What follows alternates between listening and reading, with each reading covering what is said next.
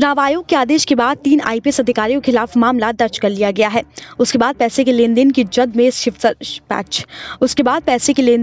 में शिवराज सरकार के कई मंत्रियों के नाम भी सामने आ रहे हैं। बता दें, इसमें ज्योतिरादित्य सिंधिया के समर्थक भी ज्यादा हैं। कमलनाथ सरकार के कार्यकाल में पड़े आयकर विभाग के छापों के दौरान जब्त दस्तावेजों की आंच में कई बड़े अधिकारी झुलसे हैं। वहीं मध्य प्रदेश की सरकार सीबीडीटी के सिफारिश पर इसमें शामिल लोगों पर केस कराने की तैयारी है, लेकिन कुछ नाम सत्ताधारी दल से भी जुड़े हुए हैं, जिसमें सबसे ज्यादा ज्योतिरादित्य सिंधिया के समर्थक माने जा रहे हैं। सूत्रों से मिली जानकारी के मुताबिक जांच का जिम्मा सोमवार को डीओडब्ल्यू के सौंप दिया गया था, मगर अभी तक ये तय नहीं हो पाया है कि शुरुआती जांच की जाएगी या फिर एफआईआर दर्ज की जाएगी।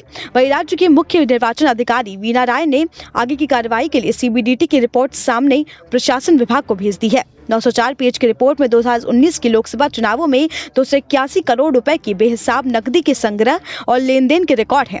इसमें कई व्यक्तियों की भूमिका है। इसमें कुछ लोग अब बीजेपी के मंत्री भी हैं। वहीं सीबीडीटी की रिपोर्ट पर बीजेपी भी 2 खेमे में बट गई है। एक खेमा चाहता है कि इसमें जिन लोगों के नाम है उनके खिलाफ तुरंत एफआईआर की जाए, वहीं दूसरी खेमा चाहता है कि पहले इसकी जांच की जाए। इस सूची में ज्यादातर नाम कांग्रेस से भी आए हैं। बता दें, दरअसल 8 अप्रैल 2019 को सीबीडीटी ने अपनी जांच में कहा था कि आयकर अधिकारियों ने छापे में 14 करोड़ रुपए बेहिसाब बरामद किए हैं। इसके बाद संदिग्ध भुगतानों की डायरी और कंप्यूटर फाइलें भी जब्त की गई थी। इसमें कथित तौर पर प्रमुख राजनीतिक दल के मुख्यालय में संदिग्ध 20 करोड़ रुपए की नकदी ले जाने का भी जिक्र है।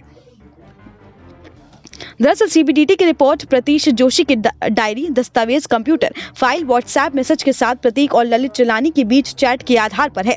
ये सत्यापित है कि बड़ी चुनौती है। इसके साथ ही सीबीडीटी की रिपोर्ट में जिन लोगों के नाम हैं उनके कोई समन भी नहीं जारी किया है। सचिवालय में कार्यरत एक वरिष्ठ अधिकारी ने कहा कि सीबीआई ने चुनाव आयोग की सिफारिश लेने से इनकार क्यों किया। ये सभी जानते हैं कि हवाला कांड कैसे चला था। वहीं इस मामले में स्वतंत्र साक्ष्यों के आधार पर एफआईआर संभव है।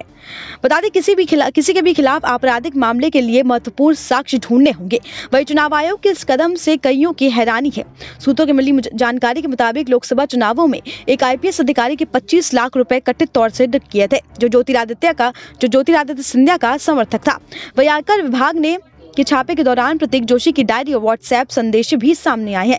वहीं सीबीडीटी की रिपोर्ट में नामित एक अधिकारी ने हमारे सहयोगी से बातचीत करते हुए बताया कि अगर सरकार सीबीडीटी की रिपोर्ट को ध्यान में रखती है तो उसे 2013 के विधानसभा चुनाव से पहले एक कंपनी की सीएम की ओसीडी में मिले 10 करोड़ रुपए की रिश्वत को भी शामिल करना चाहिए। बता दें, मशहूर वकील प्राण किशोरी ने 2016 में सुप्रीम कोर्ट में एक याचिका दायर कर इस मामले की जांच की थी।